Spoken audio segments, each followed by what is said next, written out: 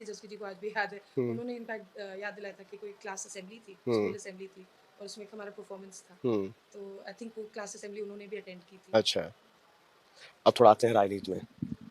जमुई के लिए अभी तक आपने क्या किया है? ज़रा जनता को रिपोर्ट कार्ड दीजिए अपना। मुझे लगता है कि आपकी बैटरी दोबारा समाप्त हो जाएगी, बट जो मैं वो बड़े ऑन काम हूँ। हैं, जो बड़े कार्य हैं, उनको हम अ, बताने का प्रयास करते हैं। हुँ, यहाँ पर एक बहुत ही मुख्य डिमांड थी, जो हुँ, सिकरिया पुल की डिमांड थी। हुँ, और उस सिकरिया पुल पर हमेशा राजनीति होती थी।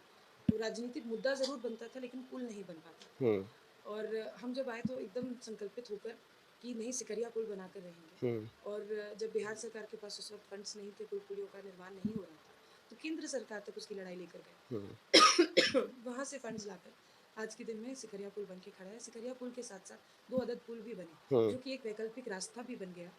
यदि शहर में जाम लगे, तो एक वैकल्पिक रास्ता बन के तैयार हो गया।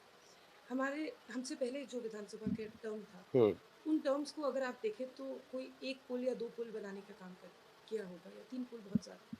हमने अपने कार्यकाल में 7 पुल बनाने का काम किया है। हुँ, और मुझे लगता है कि ये अपने आप में एक बहुत बड़ी जीत है, क्योंकि इंफ्रास्ट्रक्चर जब तक डेवलप नहीं होगा, जब तक गुड्स एंड सर्विसेज सुगमता के साथ आवागमन उनका नहीं हो पाएगा, तब तक कोई भी क्षेत्र का विकास नहीं हो पाता है।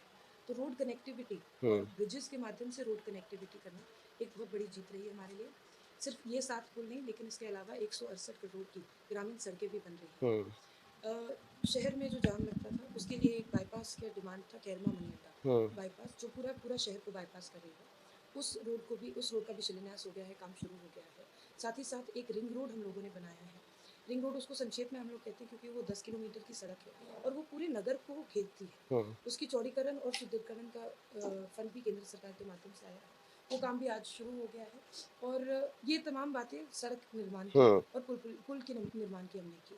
दूसरी ओर अगर हम शिक्षा की बात करते हैं, तो जहाँ पर स्कूल्स के नए भवन बने हैं, हुँ, वहीं पर 2005 में माननीय मुख्यमंत्री जी स्वयं जमुई आए थे और उन्होंने कहा था कि जमुई में भी एक राजकीय महिला डिग्री कॉलेज होना हुँ, चाहिए।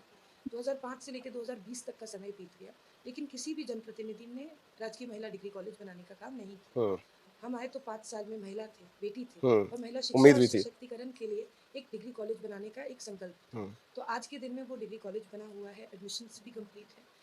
उसका अब विस्तार का प्रोजेक्ट भी हम लोग ग्राउंड पे ले आए हैं। हुँ, इसके साथ अगर हम स्वास्थ्य और शिक्षा को जोड़ें, हुँ, तो हमने 22 एपीएचसीज़, जो छोटे अस्पताल होते हैं, हेल्थ एंड वेलनेस सेंटर के नाम से जाने जाते हैं।